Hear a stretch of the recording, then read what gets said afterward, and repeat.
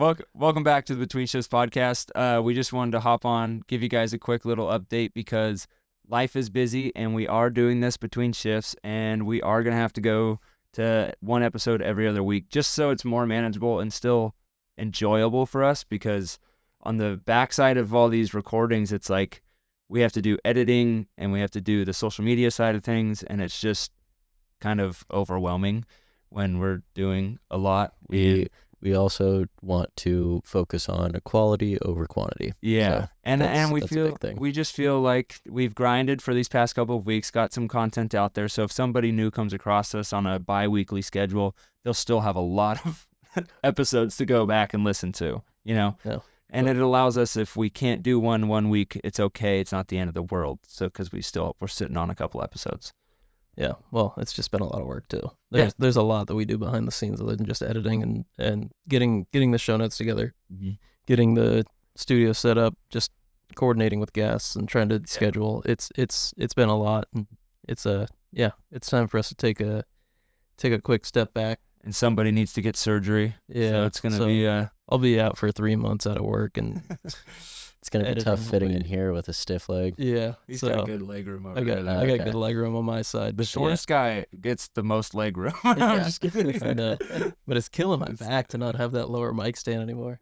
I really have to improve my posture, so maybe that's why my knee went bad. Yeah, but for those sports fans, I have a undisclosed lower body injury. I'll be out week to week. We just wanted to give you an update, so just in case, not that any of you are waiting on the next episode, but in case you were, we're not going every week anymore.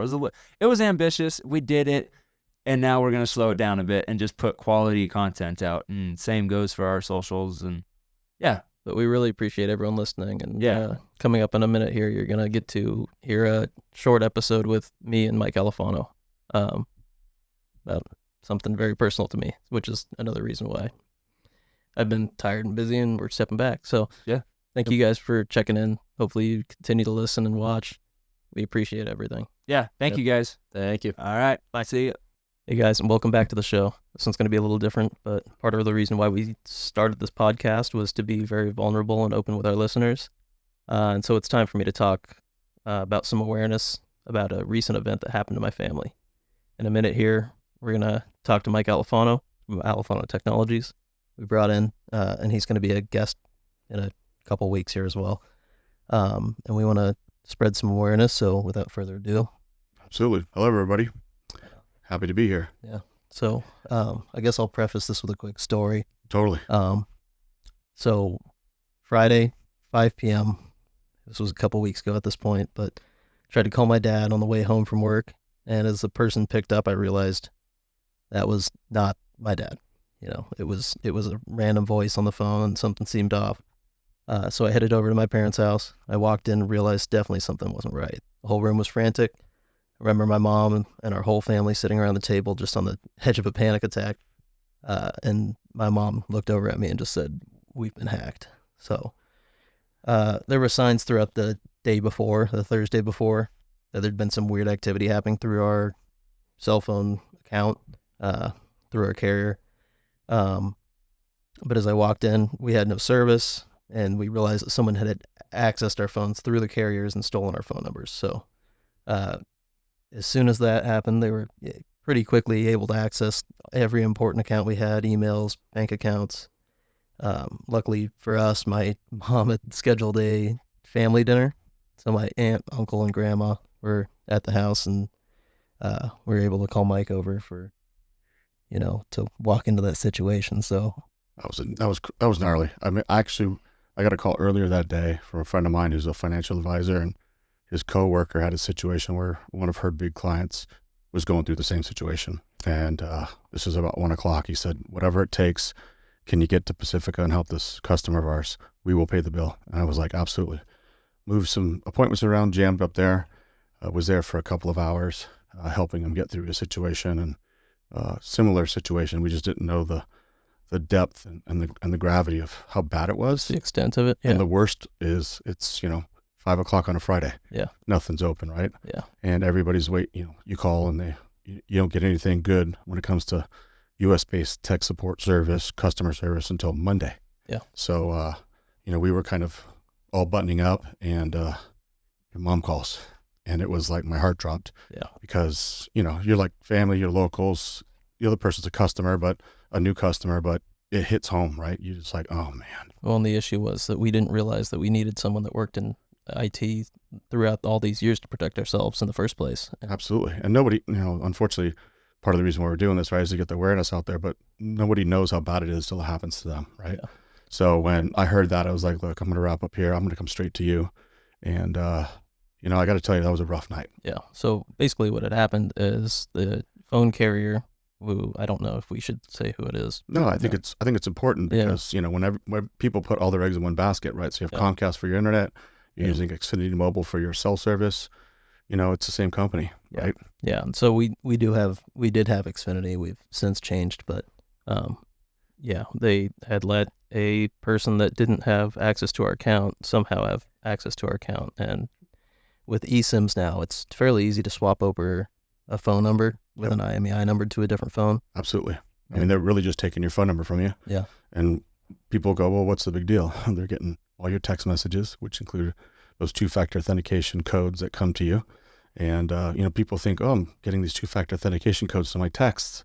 This is super secure. This is the way it should be, right? Yeah. No, yes, but that was 3 years ago. Now, today, no. If they get control of that phone number, they have all those codes. They have access to your email because they have access to your account. And once they have email in your situation, they have your email account and access to the texts and the phone. They can get into anything. Absolutely. And Pretty much anything, we literally witnessed it. And so, there's two types of, in this situation, people refer to it as SIM swapping.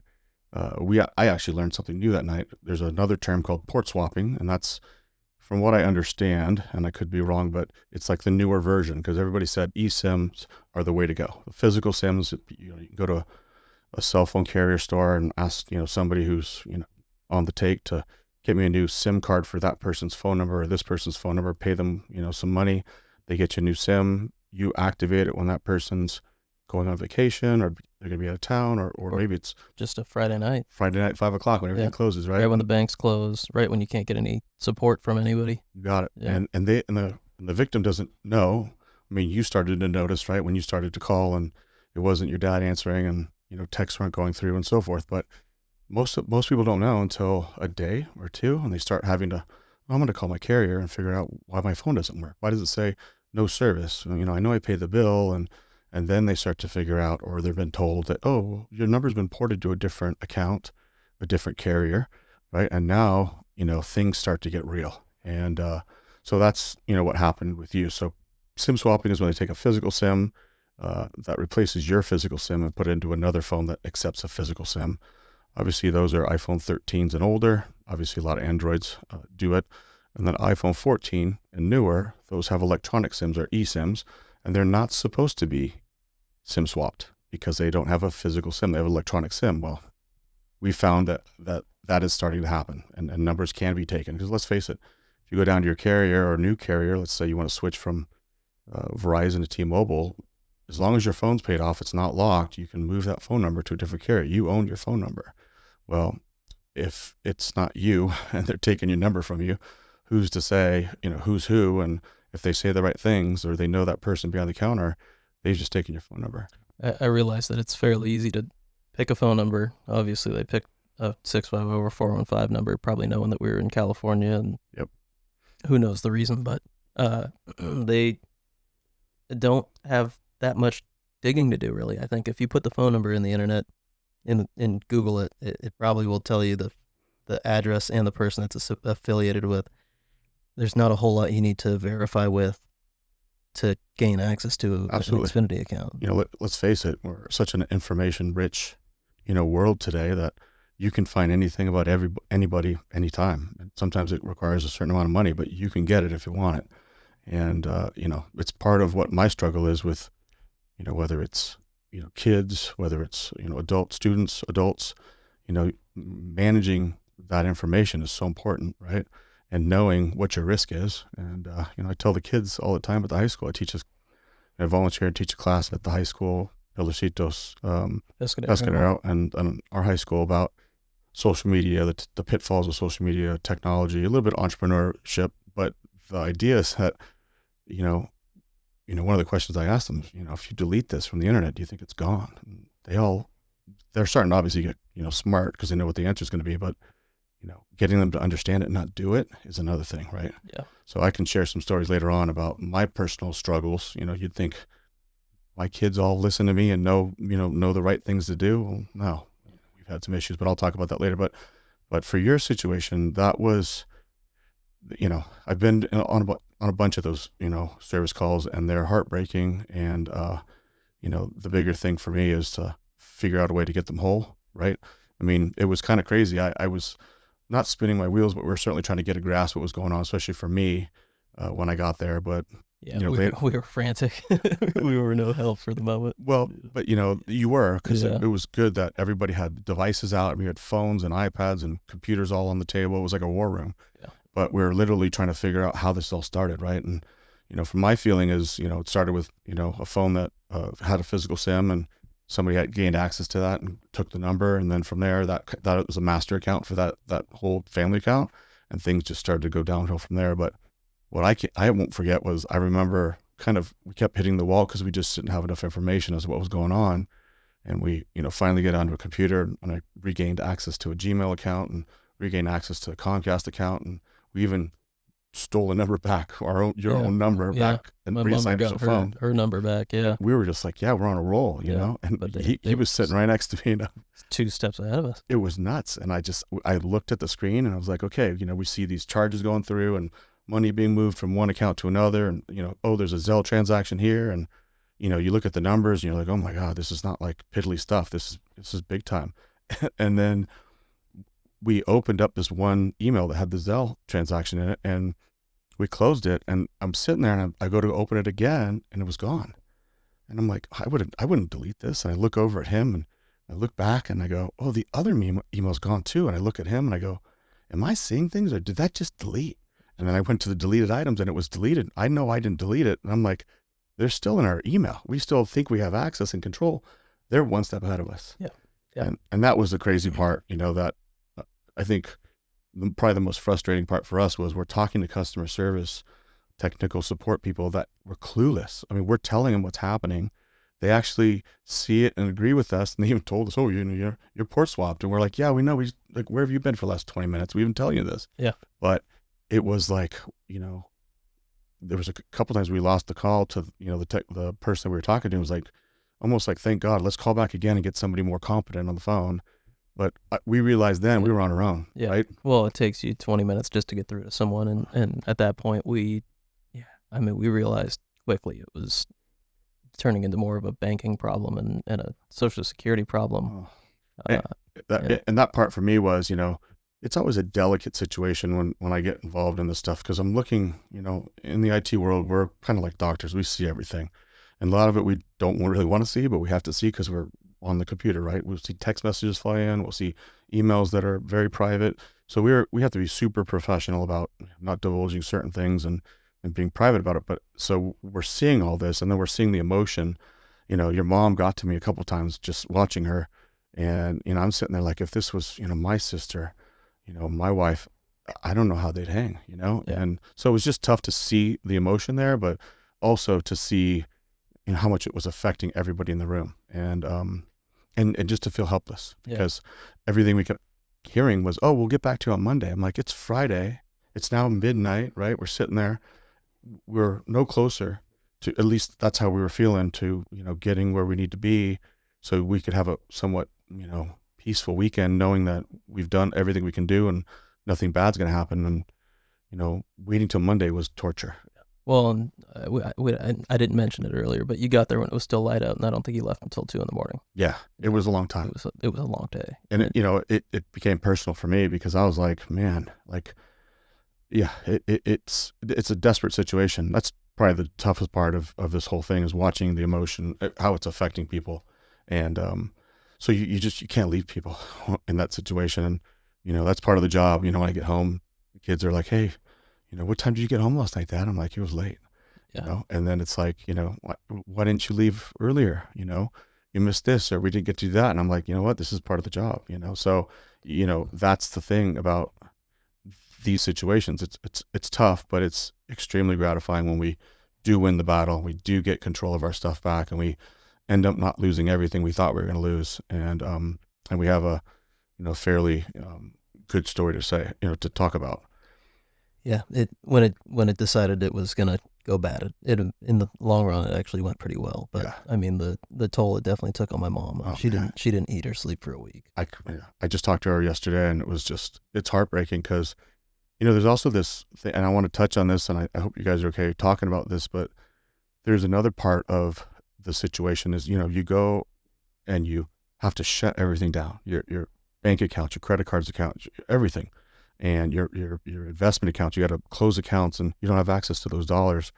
And then you now need to have dollars to go out and get new phones and switch carriers and port numbers to a different carrier and protect yourself. But you can't even write a check. They've canceled everything. So you're sitting here feeling not just so, so shut down and so vulnerable, but you also you can't do anything. Yeah. And so that's why, for me, I was like, Ian was there and was like, Mom, I got this, we'll use my credit card and we'll, order it this way. And, I remember going to the cell phone store with you guys, and it was like, there's a point where I have to step back a little bit and let you guys handle the personal part of whose credit card and who's going to, apply for this and do that. And it's a touchy situation for sure, but it is one of those ones where, I went to the cell phone store before you guys to kind of give them a heads up. Yeah.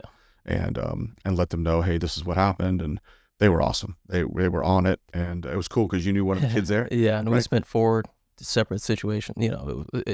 We spent probably 10 hours just trying to switch our phones from Xfinity over to a new carrier. And, Yep. and luckily, our friend Cole, who, if he's listening, thank you, Cole. Yeah, he's awesome. Happy birthday. But, And it's so cool too, right? To have Yeah. somebody and you can trust, right? Immediate trust, right? But it was cool because I got there and it was a new manager. Yeah. And I was like, oh, where's the other guy now? Yeah. But when he, was like, yeah, it was great. So I was cool to see you walk in, know him, and it just brought the level down a lot, I thought. But, yeah, it's a tough situation for sure. And here's the kicker for me, and for all of you out there, this is actually a pretty simple issue to fix, right? And that's part of what we're kind of trying to get the word out, is that if you just call your carrier, or you go online on your app for your phone, doesn't matter, T-Mobile, Verizon, AT&T, there's an option to lock your SIM card and put a 4-digit PIN code on there. And the idea is that nobody can move or make changes to that SIM card or your phone number, basically, without that passcode to get into it and unlock it, and explicit, kind of consent from you to make changes. So it's kind of similar to when you buy a phone and you don't own the phone completely from that carrier making payments on it, and they won't let you leave them, right? That's part of the deal until you're done making your payments. Well, if you want to move to a different carrier, you have 2 options. You either can't, or you have to pay that phone off, and then you have then they unlock the phone and it allows you to move to a different carrier. So for the people that have a locked SIM on a carrier because they don't own the phone outright yet, don't have to stress as much, right? Yeah. But the people that, like myself, I just buy my phone from Apple. And the reason why I do that is I've been through the situation. I'm trying to pay off a phone and move to a different carrier. It's frustrating. It takes time. It doesn't happen right away. So for that situation, I just buy my phones outright, and it gives me flexibility. But as we now know, it exposes me to people that to go out there and basically try to steal my number and do what they're going to do. The other thing we learned is public Wi-Fi's are bad news. Yeah. And, a lot of things we learned, I already know this because I deal with it every day, but, advice I was giving them in between all this stuff that was going on is, if you connect to Wi-Fi on your phone, your iPad, your laptop, if it doesn't require a password, don't connect to it, period. And then if you go to a hotel and you're traveling and it says connect to the free Wi-Fi in the hotel, it's got free fast Wi-Fi. The point where you connect to the Wi-Fi where it doesn't have a password to connect to it, and then it asks you for your room number and your last name, that is a very vulnerable situation, because there's this, hack called man in the middle, and I can literally sit there on the network or within Wi-Fi range, and you connect to the wrong free hotel Wi-Fi, it's named the same thing, and now I'm seeing everything you're doing, and I'm actually getting your room number and your password and all this other vital information. And then, shortly after that, you're going to be signing on to your email to check your email, and I'm going to see your email address, which is your username, and I'm going to see your password. Yeah. And now I have access to your stuff, and it happens so often. Well, not only that, if you have your own router, right, and you can mobilely sit outside of someone's house and you have the same name and the phone recognizes it, it will automatically link up to it without a password. Automatically, right? Because let's face it, our phones and our devices are all set to do things for us automatically, and as automatically sign us onto our known Wi-Fi, hotspots, whether it's the coffee shop or here at the bike shop, wherever it is. And when it does that, we think it's great because we're online automatically. We don't have to go run for passwords or ask people for the name of the Wi-Fi or the password to it. But what we don't realize is that when you also connect to another free Wi-Fi, and your device's voluntary information to sign on, if that's an unsecured network, bad actors can be sitting there sniffing packets and seeing everything you're doing. So my feeling is, there's two things. One, obviously, is don't connect to Wi-Fi's that don't require a password. Number one. Number two, if you don't connect to that Wi-Fi again because you don't need to, you're not traveling to that place or that hotel, go in your known networks where you've connected and delete it. The fewer you have in there, the faster your phone's going to connect to the known networks you want it to connect to. Number two is put your home, and maybe it's your truck or your office or maybe your friend's house you're always at the top 3 or 4 spot, because you want your phone and device to always look at those 3, 4, 5 first, and then the other ones later on, because your phone will go through that list every time you turn it on to look for networks. And the more that are on there, the slower it is. And obviously the more that are on there that aren't secured, right?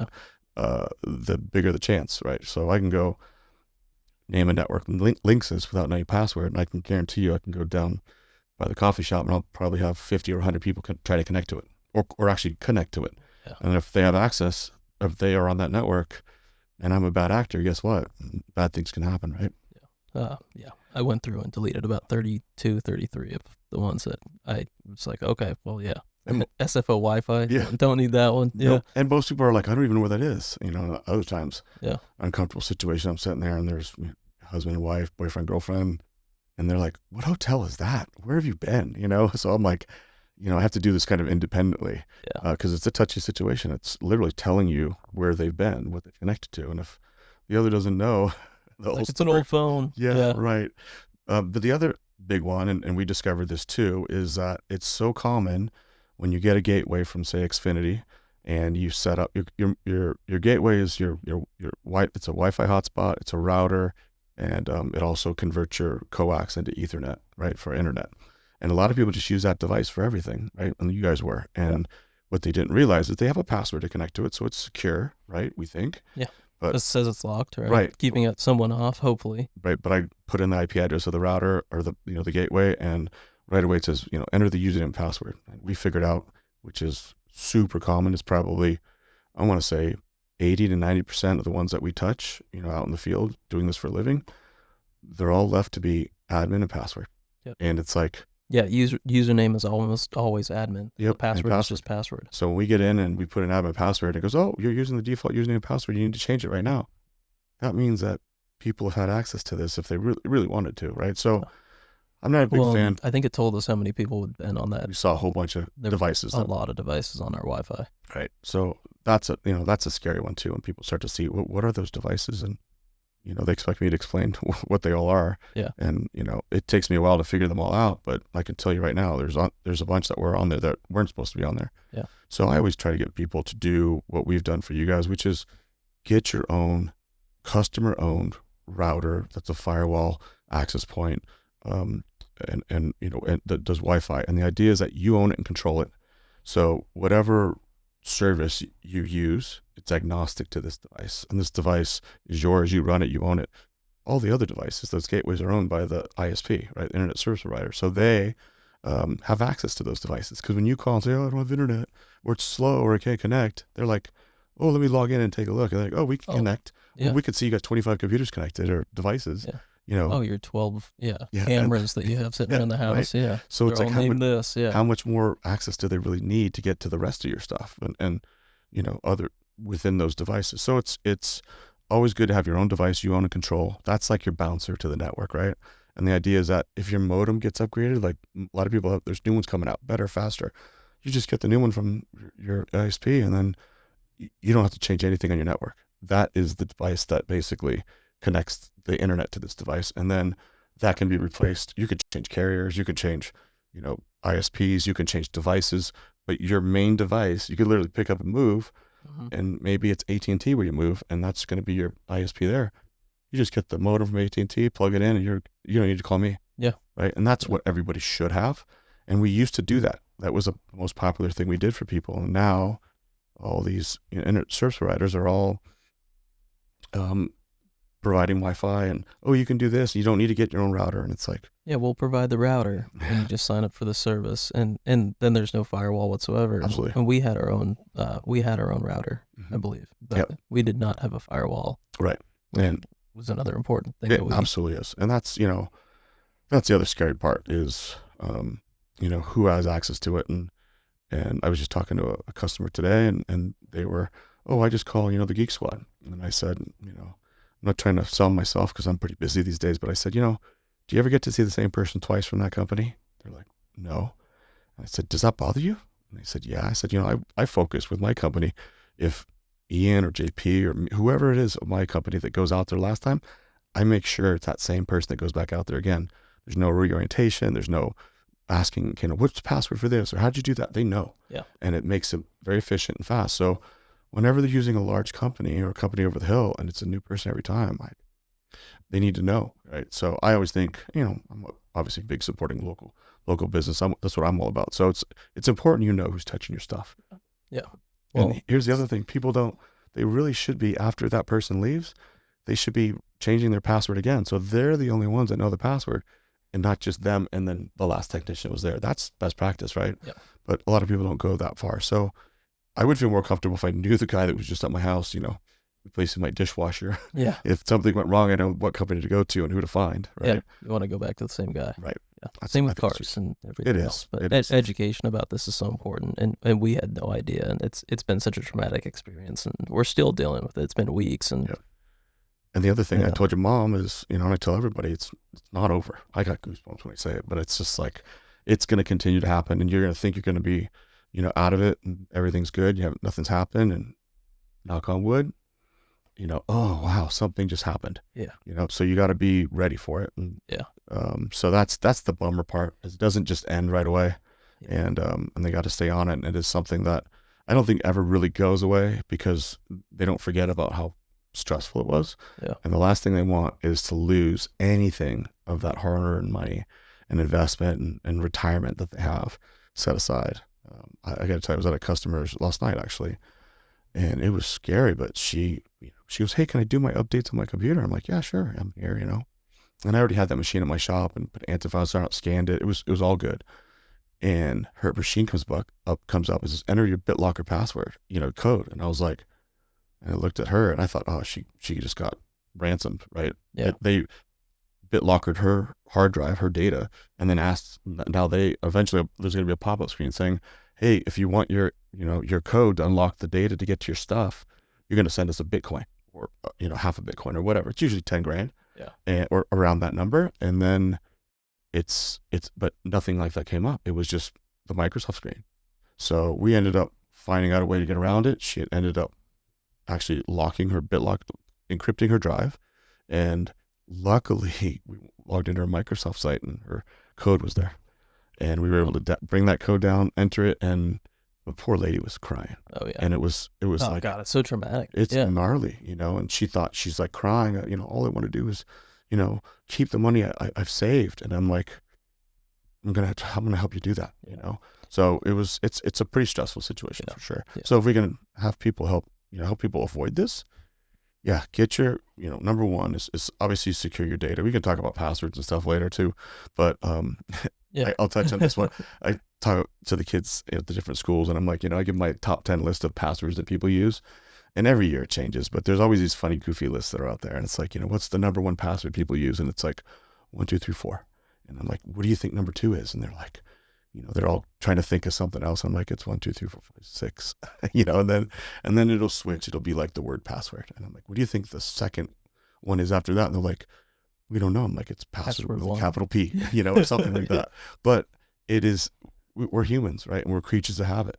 and we're dumb when it comes to this stuff. So, we make it's sometimes easy to socially engineer and guess, right? What's the stupidest challenge password we have, that floats out there? What's your high school mascot?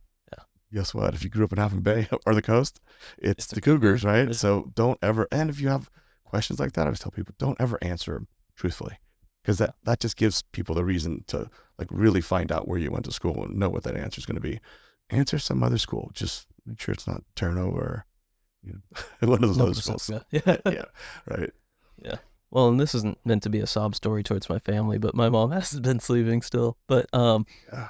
it's for you guys to take a look at what you guys have going on in your life and look for a local IT person to make sure your networks are secured, make sure your SIMs are locked, your numbers are locked, make sure your passwords are unique. It's at arm's length when it happened to us. It's one of those things where you're like, wow, that would never happen to me, but I'm glad it hasn't, it's something that you don't think is going to happen. Yeah. And the other thing too, I do say this to the kids at the high school too, I tell them a couple of things to remember when they're graduating, and words of advice, and besides moving away from here, and when they turn 18 for at least 4 or 5 years, the other one I tell them is, hey, look, if we can make this place a better place, and you can do one thing, I'm going to say this: if you have a neighbor, a friend, or family member, especially if they're elderly, and they look to you as maybe they're kind of quasi tech person, or they ask you technical questions that they need help with, be that person for them, because and help them with this stuff, because if they don't have you, they probably don't have anybody. And I can't tell you how many times I get in a situation where it's elderly people who get involved, and they're so embarrassed to tell any family members that they just got, $100,000 stolen from them. And they don't even want to tell, sometimes they don't even want to tell their neighbors or the cops, because they have to make police reports and stuff like that. And because they're so embarrassed that they feel like they want this independence. They want to live, on their own, and they want to be able to do this stuff, but they can't. So my advice to everybody out there is, if you have a friend or a family member or somebody special to you that you can be their point person, I'll tell you this: if you do that for them, I'll do this for you. You call me, I'll help you. And my whole thing is, put you in touch with the right person. But it's so important to have that right person that you can call. And I'm not trying to drum up business. We're pretty busy as it is. Yeah, you guys, right? But you're not sleeping much either. No, yeah. But I want people to know there's a whole bunch of really good IT professionals on the coast that know the same or way more than me. And a lot of it's common sense, right? But there are people to call that know this stuff and can help you. And I got a dozen of them I can call right now. I know some I've worked with in the past, some worked for me. So the idea is that there's people out there to help, and and it is something you need to make sure you look for those people to help you, for sure. Yeah. We would have been shit out of luck if we did not have family over at the time too. Yeah. No one in our family plan had cell service. I think they didn't get to my brother's phone or mine, because I think my SIM was locked at the time still. Right. Through the carrier. But had my grandma, my aunt, my uncle not been at the house, like if it was my grandma and she was alone, it was her plan. I mean, she would be, struggling to walk over to the neighbor's house and tell them what's going on and try to make the same phone call. But absolutely, because people don't know their phone doesn't work anymore, yeah. Right? And how many people do we know? Probably just like your grandma, they got rid of their local home phone landline, right? Yeah. And now they have just this one cell phone, and when that's not working, that's a tough situation to be in, right? Yeah. You feel pretty helpless. Yep. And then what do you expect them to do? Get in the car and drive, to, someone house? They trust, right. And then spend 3 hours on the phone with Comcast on someone else's phone. It really is, and no one's really looking out for you guys. It's really a kind of a sad situation, but yeah. We realized throughout this whole experience that you kind of have to fend for yourself, and being prepared is the best method of, making sure this doesn't happen to Absolutely. you in the future. And we never thought it would happen to us, and we're glad Mike was there to help. I'm happy you called me. Yeah. I'm glad I was available and could be there, and I got to tell you, it kept me up too. Yeah. Talking to your mom and just thinking about all the things that were happening that I didn't know for sure were fixed yet. It's definitely a tough situation for sure. So I feel bad that you guys had to go through this, but if we can, me and you and the rest of us can get the word out and get people to not go through what we just went through, I think we're going to be in a much better situation from Let's get some people educated here. totally.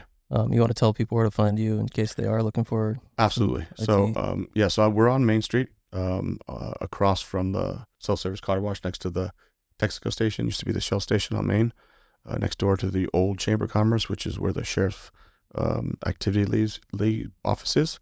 And then our shop number 650-560-0000. Easy number to remember. And then you can also email me, just mike@alifano.com.